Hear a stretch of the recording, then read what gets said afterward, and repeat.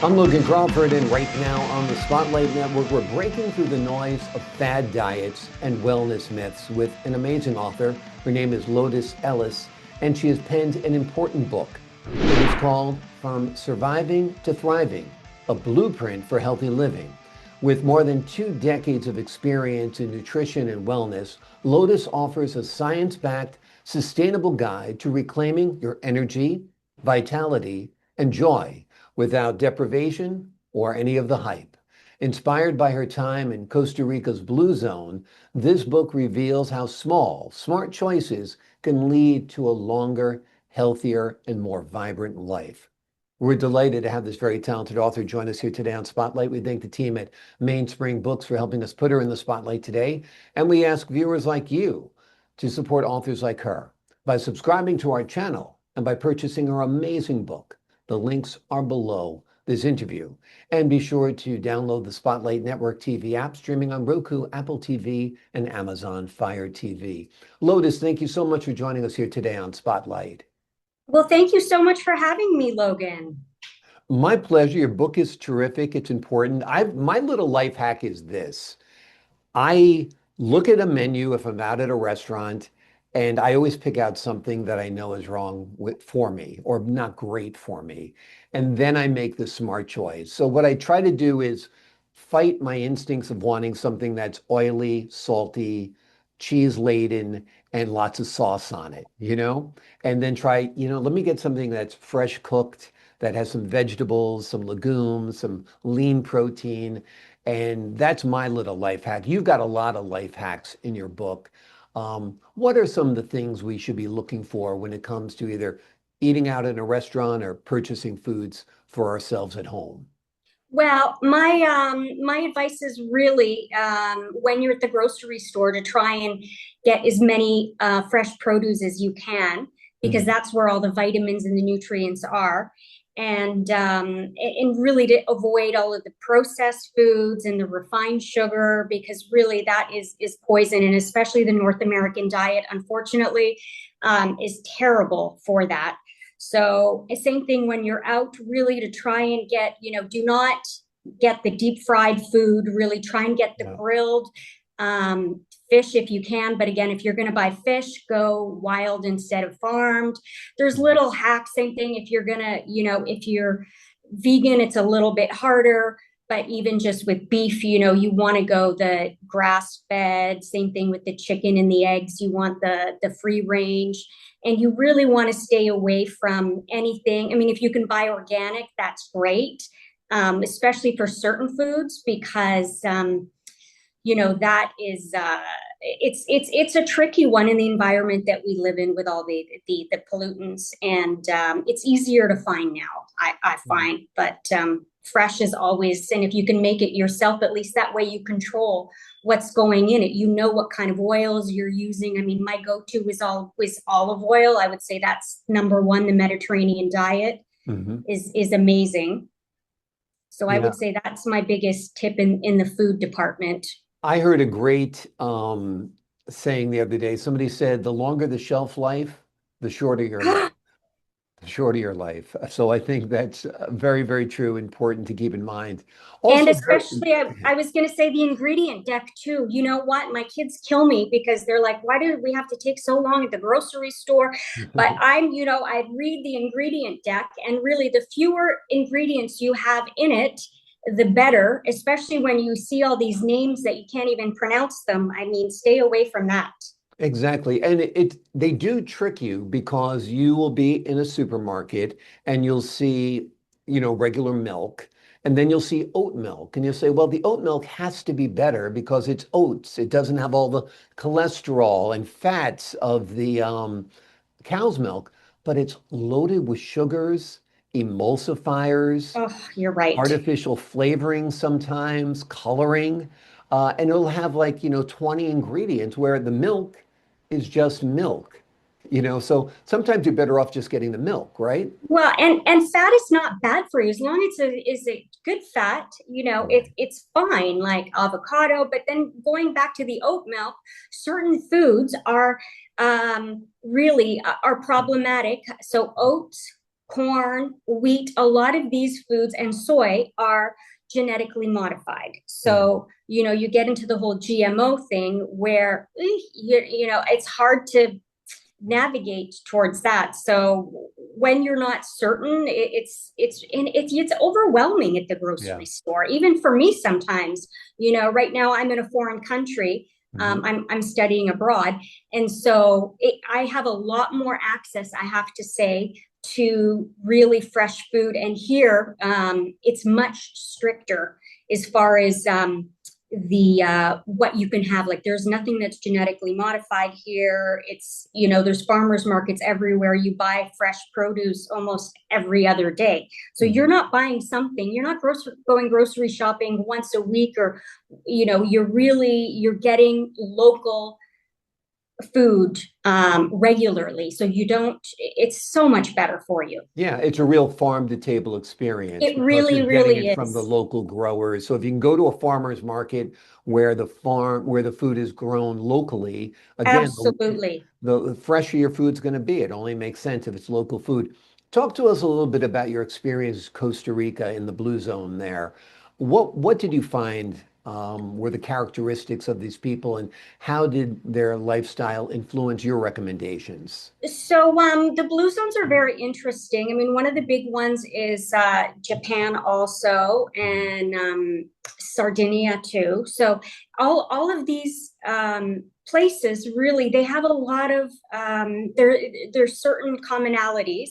Diet is one of them. They're not vegetarian, but really they eat a plant-based diet with some meat, but it's not all meat and a little bit of vegetable. It's really Vegetables a and a lot little bit of veg, meat. yes, and the Yeah. fruits and the nuts and the exercise is a big component too. They're out on the land, they're outside, they're getting vitamin D. They're also they stress too. It's more of a um, uh, socialization, and really they don't have as stressful as a lifestyle as, say, North Americans do, I would say.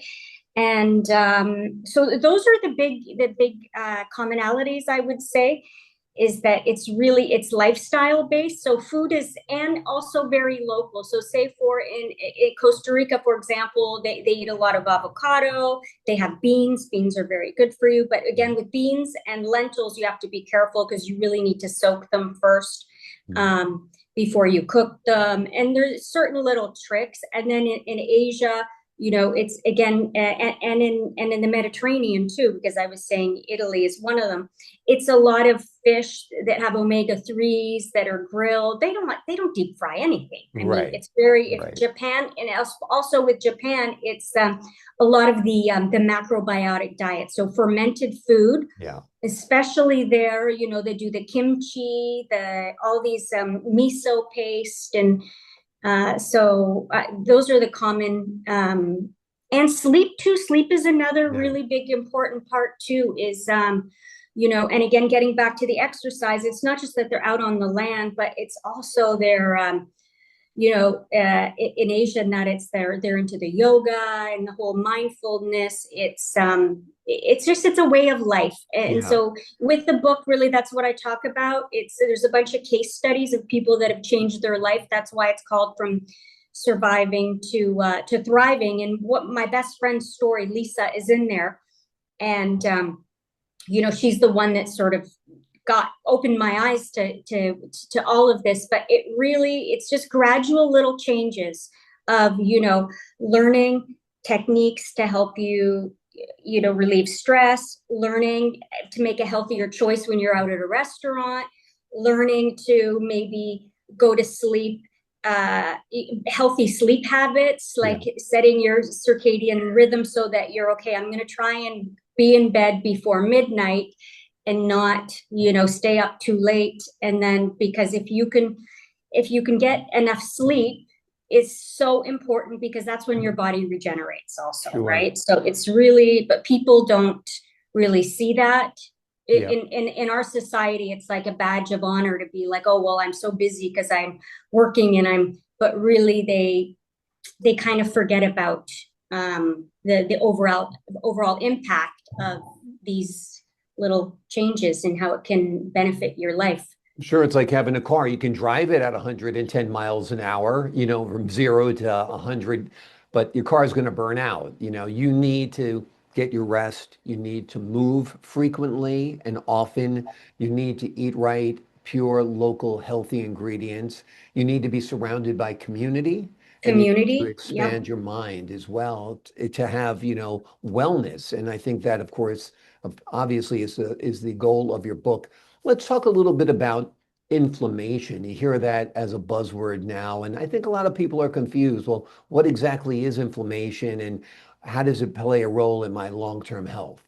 Well, inflammation is interesting because a lot of diseases are linked to inflammation. Mhm. And really, so certain foods that you eat can lower that, like foods that have omega 3s in them can be helpful for that. And really, inflammation would be, if you have fibromyalgia, arthritis, anything within really, I mean, it's linked to so many uh, cardiovascular, so many issues really are linked to inflammation in a lot of the food that we eat, unfortunately. Like, so for example, if you're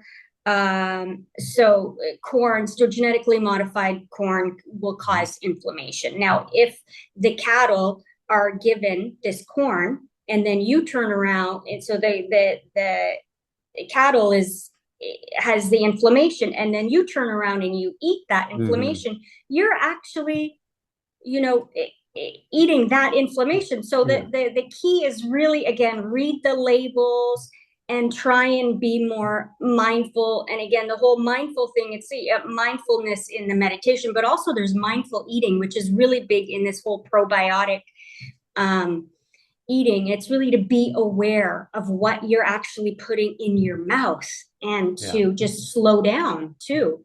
And exactly. Because that's a big part of the digestive process. it And is you'll eat less, you'll enjoy your food more, you'll be less stressed, less likely to have indigestion. So being mindful when you eat, I think, is important. absolutely. You seem to encourage gradual lifestyle shifts rather than strict dieting. Tell us about that. Well, listen, let's be honest, dieting is hard. I've done a ton of detox retreats, and you get there and you feel fantastic. You're there for a week and you're, eating the food that they make for you, and you're, doing all the exercise, and then you get home and you do it for about a week, and then all of a sudden you revert to your old habits. So I think if it's something that if you can get a buddy and do it with a buddy, Mhm.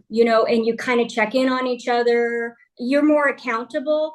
But if you could just do gradual changes to just healthier options, healthier choices, because it's easy. We live in this fast, where, oh, I'm in a rush and I only have time, again, with the course I'm taking now, we don't have enough time for lunch, and I'm not Mhm. used to that. I mean, I sometimes have three back-to-back classes, and I'm rushing, so I'm like, well, I'll just grab something. And again, I'm in Paris and I'm studying at the Cordon Bleu, so they're making. We have like a little bakery there, and I see these pain au chocolat and all these croissants. Oh, it smells so good, but I'm like, no, no, no. Okay, you can have one, but like, that'll be your treat. You can't have Lotus. You cannot have one of those every day. Like, no. Right.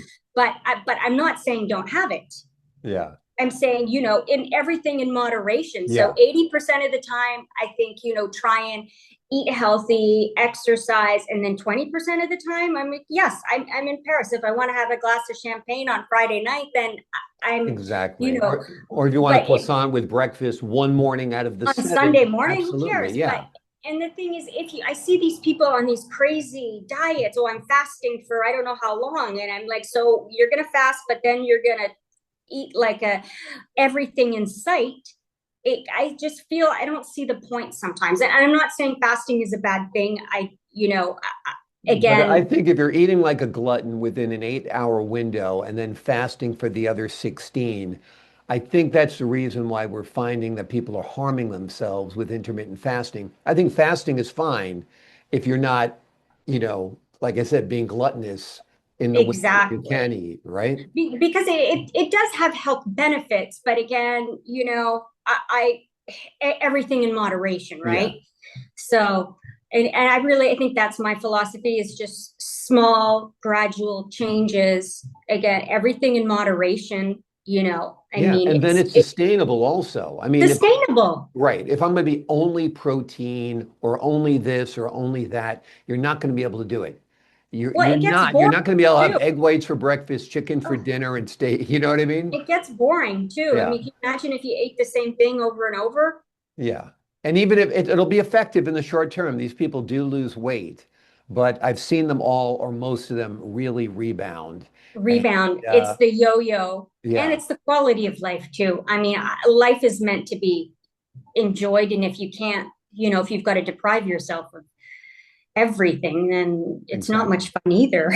And you've got some great recipes in your book as a reminder and a starter for people as well. Tell us about some of those recipes.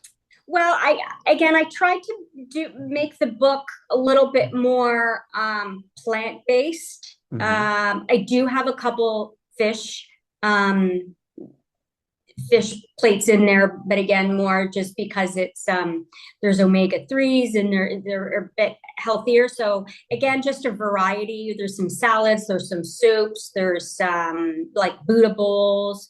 There's a variety of things, but really clean, fresh, easy, super simple. There's nothing hard to make there.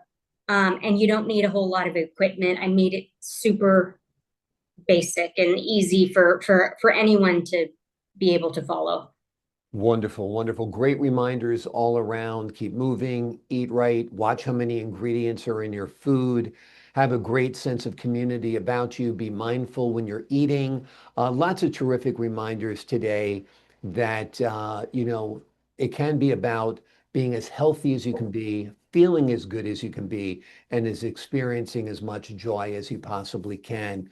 The name of the book is From Surviving to Thriving, a blueprint for healthy living, a refreshing and realistic guide to wellness, vitality, and best of all, long-term health. Lotus, thanks so much for joining us from Paris today. Well, thank you so much for having me. It's my pleasure. I appreciate your wisdom and your insight to the folks at home. I'm Logan Crawford, thanking you for your time this time. Until next time on Spotlight.